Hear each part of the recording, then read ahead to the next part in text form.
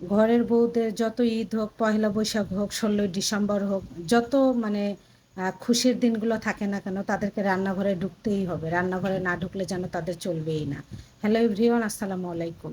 তো ঠান্ডা ঠান্ডা ওয়েদার, একবার বৃষ্টি আসতেছে, একবার চলে যাচ্ছে। মানে এই বৃষ্টি, এই আষাঢ় মাস যেহেতু পড়ে গেছে, তাহলে তো বৃষ্টি হবেই। তো ঠান্ডা ঠান্ডা ওয়েদারে ভাবছি কি যে হচ্ছে কুরবানির গোস্ত দিয়ে লুচ খিচুড়িটা, মানে গোস্তর দিয়ে হচ্ছে লুচ খিচুড়িটা আমার অনেক পছন্দ। অনেক বছর আগে রান্না করে খাইছি, মানে রান্না করা হয় না যে কোনো কারণে। আর আমাকে বাসায় যদি আমি একটা কাজ করি, মানে সম্পূর্ণ কাজগুলো আমার নিজ হাতে করতে হয়। এক এক সময় বিরক্ত হয়ে যায় যে সাদামাটা শুধু রান্না করে খাবো, ভর্তা ভাত মাছ এতটুকুই। তারপর ভাবি জানেন যে হচ্ছে আমি যদি রান্না করে না খাওয়াই, কে খাওয়াবে আমার বাচ্চাদেরকে, আমার স্বামীকে? আমার স্বামীর তো মা বাবাও নাই, আর মা বাবা যদি থাকতো তারাও তো বৃদ্ধ হয়ে যেত, তাই না? এটা কিন্তু বইয়ের কর্তব্যের ভিতরে পড়ে যে তাকে রান্না করে খাওয়ানো। তবে কি, সে আমাকে হেল্প করতে চায় না। আমি কাজ করতে করতে টায়ার্ড হয়ে যাই। আমার হাতে একটা হচ্ছে ছোট্ট একটা টিউমার আছে, আমার একটু বুকে সমস্যা, তাহলে আমাকে একটু হেল্প করবে না? তার মানে সেও কাজ করে ঠিক আছে, কিন্তু আমার কাছে মনে হয় যে সে একটু আমাকে যদি হেল্প করতো। তো এজন্য মাঝে মাঝে রাগ হয়, তারপরেও আবার রান্না করে খাওয়াতে হয়, ছেলে মানুষ। আর আমি বেশিক্ষণ রাগ করে থাকতে পারিনি, এটা হচ্ছে আমার একটা দুর্বল পয়েন্ট। তো যাই হোক, তো ঠান্ডা ওয়েদার আমি বলতেছি যে হচ্ছে খিচুড়ি রান্না করে খাওয়ালে ভালো হবে।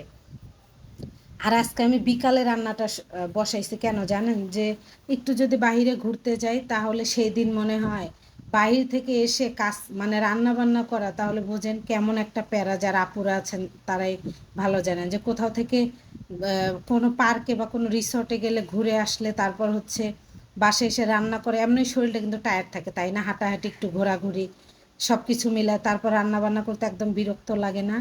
তো যাই হোক, আমি একটা জিনিস দেখে খুশি হয়েছি। আমার হচ্ছে ননাস, আই মিন ননদ অনেকেই বলেন, তো আমার হাজব্যান্ডের বড় বোন, উনি হচ্ছে গোস্ত দিছে। তো আমি এই ঈদে আলহামদুলিল্লাহ অনেক গোস্ত খেলাম, কিন্তু হাড় খাই নাই।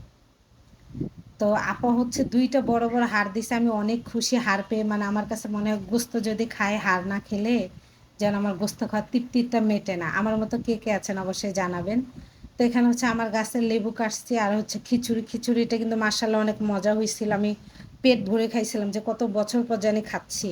আগে ওদেরকে খাওয়াইছি, তারপরে এই যে এটা আমার প্লেট দেখেন কত বড়। আমি 2টা হাঁড়ি খাইছি। মানে এখন বাজে হচ্ছে 4টা, 4:30 বাজে, আমি 6টা পর্যন্ত এই হাড়গুলা খাইছি।